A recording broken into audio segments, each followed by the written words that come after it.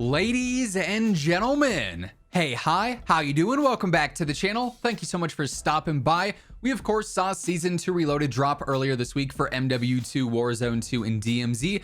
And actually, just prior to the update going live, I was able to sit in on a call with Raven Software and Infinity Ward, of course the two primary developers for MW2, Warzone 2, and DMZ. And in this call, we went over a lot of the changes coming with Season 2 Reloaded that by now we of course see in game, or we saw in the patch notes, but also we got some other information on the future, primarily of Warzone 2, but a bit of info for MW2 as well. In regards to some anti-cheat updates coming soon, the devs once again brought up the time to kill and their approach to this as we're moving forward, with a handful of other stuff discussed as well. So wanted to break down essentially all the takeaways from this call. Let's start first with their big sort of teaser for some upcoming anti-cheat news. We really don't see all that many posts about the anti-cheat from Call of Duty officially. It was a little bit more prominent back in Warzone 1 when it first dropped. There was a lot of talk about Ricochet. We'd have like maybe monthly updates saying, hey, we banned 500,000 accounts, or we banned this many accounts, or we added this mitigation where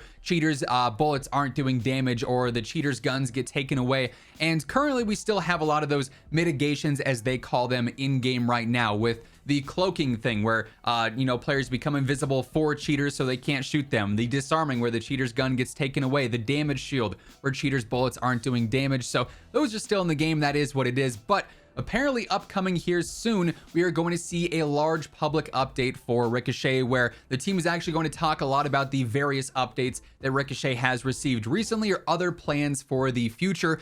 And they also took a pretty big stance on cheating in this call in specific. I'm not sure if anyone specifically from Ricochet was in the call, but they basically just, I guess spoke for them in the sense of the way that they view cheaters is that they are going to be wiped from this game entirely. When a cheater is found in game, they want to erase that person's existence from Call of Duty as a whole. This means that they are going to be scrubbed from any leaderboards, any ranked play, leaderboards or statuses there, where if somebody in the top 250 is found to be cheating, they're gone off that permanently. If someone is in the public leaderboards at the top with, 2.4 trillion kills, that's clearly a hacked number or clearly a cheated number, they're going to be scrubbed from that permanently. Also, if you get banned on a Call of Duty title, doesn't matter if it's MW 2019, doesn't matter if it's Cold War, MW2, DMZ, you're gonna be banned from all modern titles as well. So it's not like you're banned from just MW2, but you can go and cheat on MW 2019.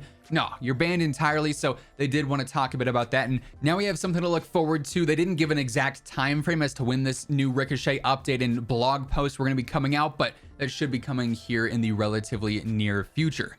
Now let's talk time to kill, because of course this has been a very controversial topic here in Warzone 2 and MW2 so far. Primarily this focus is on Warzone 2. That's where this conversation stemmed from. I don't anticipate many changes happening to the TTK in multiplayer. I mean, it's kind of natural that the multiplayer TTK is faster in comparison to Warzone, just because that's how the game works with no armor and everything there. That's no surprise given the past couple of years of Call of Duty gameplay, right? But when it comes to Warzone 2 specifically, there's been a very big debate on, is this TTK too fast? Is this TTK sort of the sweet spot? Should we adjust it for certain guns but then leave others because they're harder to use? How do we approach this? And as we talked about a bit before, the previous dev call that I was a part of that we've talked about in previous videos, the devs basically said that they are always looking at feedback and player sentiment when it comes to the time to kill. And if they plan on making changes as time goes on, they're going to slowly implement things rather than changing the TTK from slow to fast night and day, or vice versa, right? So we can't expect any TTK changes to happen instantly. It's going to be gradually over time, with several adjustments being made across the board. And the way that they've looked at it now is they've already started to make some changes by adjusting certain weapons in Warzone 2 with certain damage values against armor or armor at range, or whatever the case may be, is that the long range TTK is relatively liked by the devs. And I think that's something that personally, for the most part, I would agree with. The rifles in particular, I feel like are very well balanced for long range. The TTK is over about a second for the most of those if you're getting into the 70, 80, 90, 100 plus meter ranges for things like the M4, the TAC 56, so on and so forth. and that's solid. I feel like that's a pretty good place for that. But then you also have weapons like the LMGs that are still very dominant over long range. Some of the battle rifles or marksman rifles are also very good in specific situations, but for the most part, the long range TTK is in a spot that the devs think is good. However, the short range TTK they think is a little bit too fast. There's certain situations where it feels like you die in the blink of an eye, right? You're instantly getting shot and you have no time to react, and that's it. GG. You're either in the spectating screen, you're in the gulag, or you're waiting to spawn in via Resurgence, right? There's not much time to think about what happened. You start a gunfight and it's over instantly. So they're going to be making changes, it seemed like, to that short range and close range TTK, likely just by either adding, you know, those damage values to armor that make weapons kill a little bit slower in some cases, or by slowly diminishing the damage for close range on several different guns. Now, in the Season 2 Reloaded update, we saw some close range weapons nerfed, things like the broadside, the MP5, but we also saw some close range weapons buffed, like the MP7. So it's definitely a fluid situation and certainly a work in progress, but that's the current TTK update that we have from the devs. Long range probably won't change too much. Short range and close range, though, could be seeing some updates as we go, into further seasonal patches in the future. Now, as we move on into some other topics that the devs brought up, quick reminder, I am your one-stop shop for all things going on in COD, whether it's MW2, Warzone 2, DMZ. I got all the intel right here every single day, so feel free to hit that subscribe button and turn on those post notifications. And if you guys enjoy the video, let me know by dropping a like on it as well. It does really help grow the channel.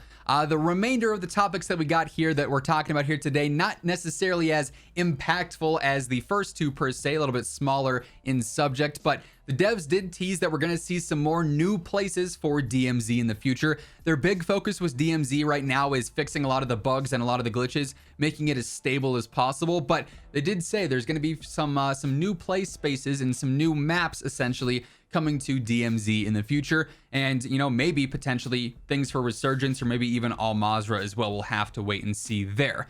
We do, of course, have the whole St. Patrick's Day event going on right now, and as was teased on social media and in the patch notes, we have the rainbow on Al-Mazrah right now. If you actually go to the pot of gold at the end of the rainbow, you can get a one-shot sniper. So they're sort of starting to test and tease the one-shot sniper capabilities here. They've already confirmed that there is going to be a new LTM in the future as well, where snipers will one-shot. They're going to gather feedback from that mode to determine whether or not snipers should be one-shot in standard battle royale and standard Resurgence, or if they should remain the same as they are now, where they currently can't one-shot. So something to keep an eye on if you want to test out one-shot snipes. Start going to that rainbow off of spawn, right? They've also talked a bit about some movement updates. In particular, they mentioned that there's going to be some changes to the mantling movement to make it a bit more smooth and a bit more fluid. That was a big focus, as well as, you know, making sure animations and whatnot are smooth for all players and they're not going to bog you down too much.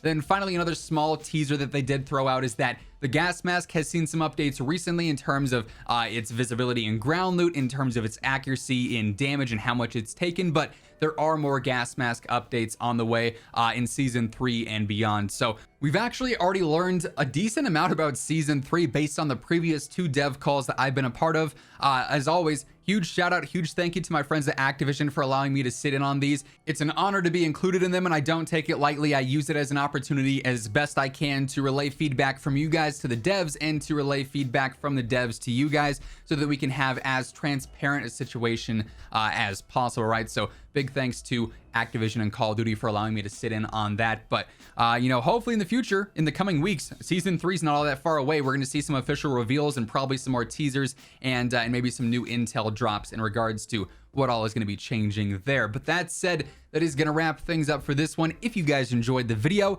let me know by dropping a like on it. And if you're new here, feel free to hit that subscribe button, turn on those post notifications to always stay up to date with everything going on in COD. And as always, if you want to check out any of my partners, be sure to use code IMMORTAL for a spicy discount on all G Fuel, Gamer Advantage, and Control Freak products. The links for all those can be found down in the description below. But once again, thank you so much for tuning in, and until next time, take it easy, have an awesome rest of your day, and I'll catch you guys later. Peace out.